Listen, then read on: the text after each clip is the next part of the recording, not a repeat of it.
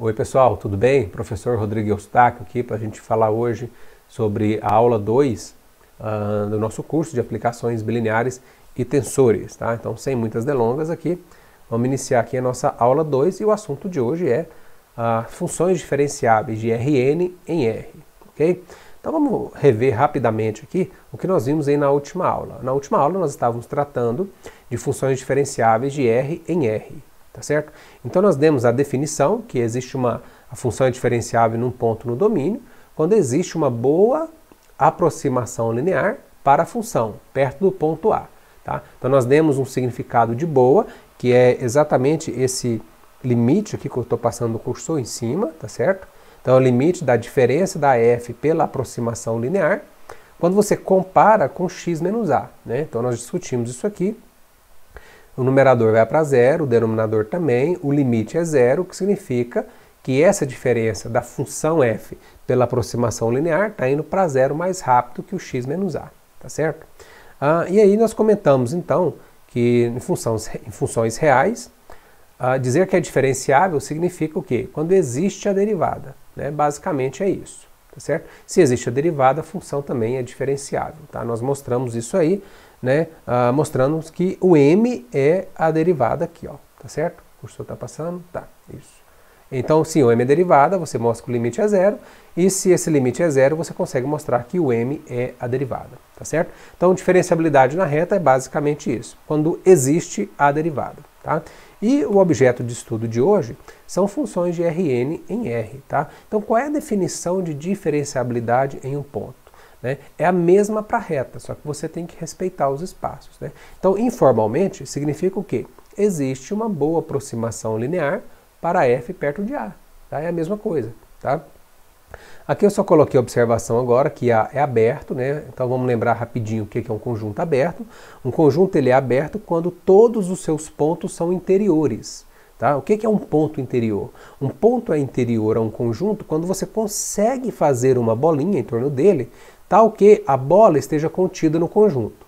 Isso é ponto interior. Então, quando todos os pontos do conjunto são pontos interiores, a gente chama esse conjunto de aberto. Tá certo?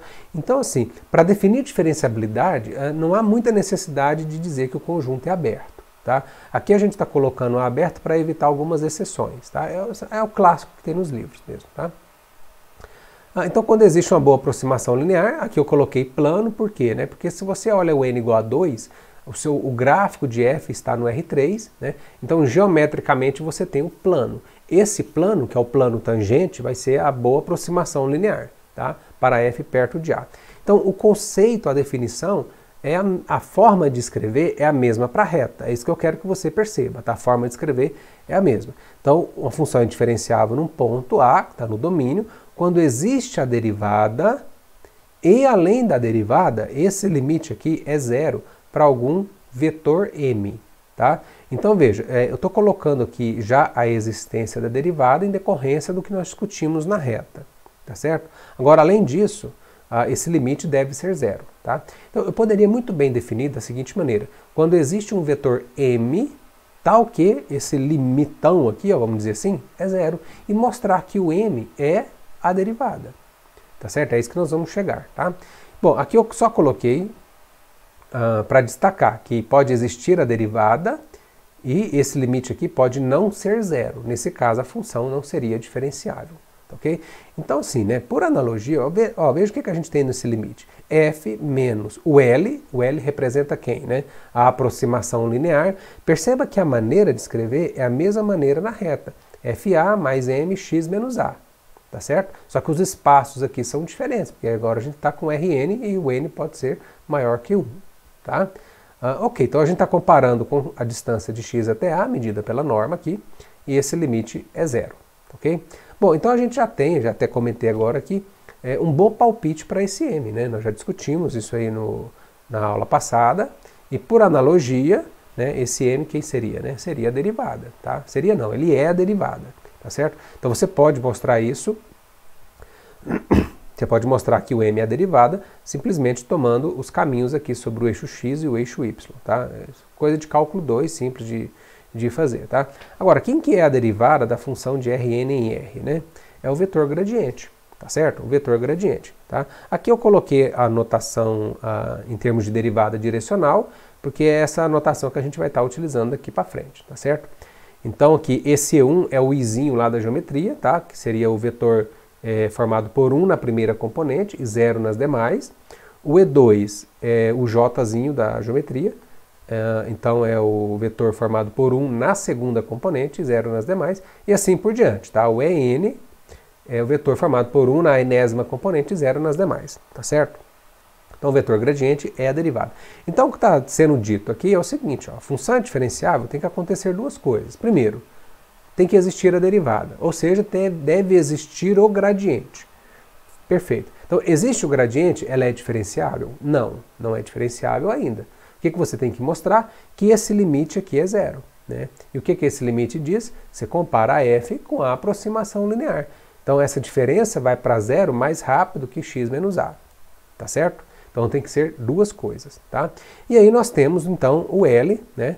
Trocando o m pelo gradiente, nós temos, então, f de a mais o gradiente vezes x menos a, que é muito semelhante à equação da reta. Na verdade, a representação algébrica, né, a forma de escrever que eu estou querendo dizer, é a mesma. F de a mais derivada x menos a. Agora, respeitando os espaços, né, o que você tem que observar aqui é que o gradiente é um vetor e esse x menos a é um vetor. Tá? Então, assim, que equação é essa? Essa equação é a equação do plano tangente que você já estudou em cálculo 2. Tá, ok? É a equação do plano tangente, tá? Aqui eu vou tomar a liberdade e pedir licença para os mais experientes, porque eu sei que tem aluno que às vezes não enxerga isso, né, de fato, mas como todos aqui eu acredito que já fizeram cálculo 2, vai ficar mais fácil para entender, tá? Então eu vou pedir licença só para fazer essa continha aqui para o aluno perceber, tá, ok? Então nós temos ali, ó, né, a definição da L de x, que é a equaçãozinha amarela que eu coloquei aqui agora há pouco, ó, tá certo? Equaçãozinha amarela, tá? E aqui eu tenho um domínio, tá? Apesar de ter fechado a linha aqui, é um conjunto aberto, tudo bem? Tá? O conjunto é aberto. E aqui nós temos o ponto A, tá? Que é exatamente esse Azinho aqui, ó. Então, esse Azinho é um vetor, que é as componentes dele, né? A é x0, y0, ok? Agora, esse x aqui, pessoal, é um outro vetor, de tal maneira que a distância seja aqui, ó, né? Então eu tenho aqui, ó, x, tá? Esse x aqui. Eu vou colocar agora as coordenadas dele aqui, ó, tá? Que é um x também e um y, tá? Um x e um y. Então só para diferenciar, acho que eu vou fazer de vermelho essa parte aqui, ó. Ó, esse x aqui é esse xzinho de vermelho aqui, tá? Ele é um vetor. Tudo bem? Ele é um vetor, tá? Então, quem é x menos a? X menos a é esse vetor aqui, ó. Tá ok? É esse vetor, tá? Então, se você abrir as continhas, você vai acontecer o seguinte, ó. L de x é o f de a, que é o f de x0, y0, mais... Agora, esse produto que você tem é o produto interno, tá certo? É o produto interno, né? Então, você vai ter produto interno, vamos colocar na notação de álgebra linear. Você tem aqui derivada de f em relação a x, vamos dizer assim, tá? Ou E1, x0, y0 no ponto, produto interno do vetor gradiente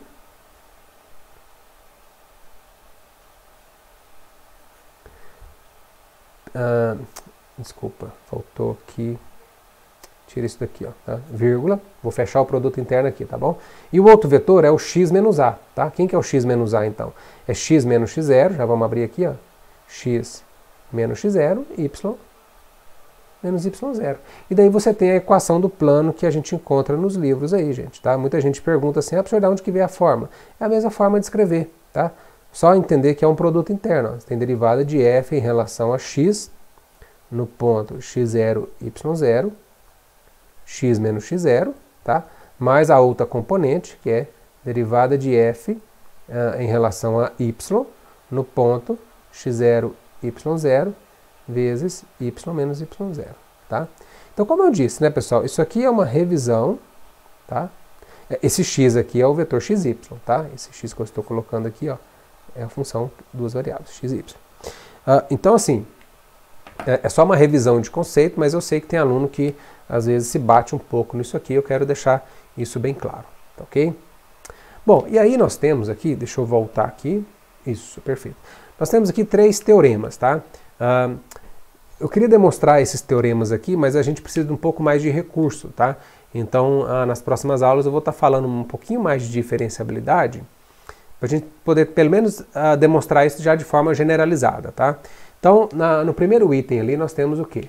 Toda função diferenciável num ponto é contínua nesse ponto, tá? Isso é bem simplesinho de demonstrar, mas eu vou demonstrar isso já de Rn para o Rm, que aí você assume os casos particulares, tá? E é falso, né, que se a função é contínua, ela é diferenciável. Isso não é verdade, tá? Um exemplo clássico aí é o módulo de x, por exemplo, tá? No segundo item, pessoal, nós temos ali que se a função for diferenciável num ponto, então ela tem derivada direcional para qualquer vetor v. Para qualquer vetor v, tá? Isso aí vai ser discutido para o caso v igual a 0 também, né? Quando eu falar de Rn para o Rm, ok? E vale essa formulazinha que a gente aprende em cálculo 2, né? Derivada de f em relação ao vetor v, né, na direção do vetor v aplicado no ponto A, é o que? É o produto interno entre o gradiente e o vetor v. Isso aqui vale para funções diferenciáveis, ok? Então é um teorema clássico e importante para a gente seguir em frente também, tá? E o terceiro item, que é um teorema bem clássico aí de cálculo 2, né, que se a função é de classe C1, né, que é isso? Né, a primeira derivada for contínua, então f será diferenciável nesse ponto, tá, ok? Certo. Então nós vamos demonstrar esses 3 teoremas aqui nos casos mais gerais, de funções de Rn em Rm, e aí a gente precisa um pouquinho mais de recurso para fazer isso, tá, ok? Tá? Então isso foi a revisão aqui de Rn para o R, tá? Tem mais coisas para a gente ver e a gente vai vendo ao longo das aulas, ok? Então ficamos por aqui, então até a próxima aula, se Deus quiser. Um abraço, obrigado.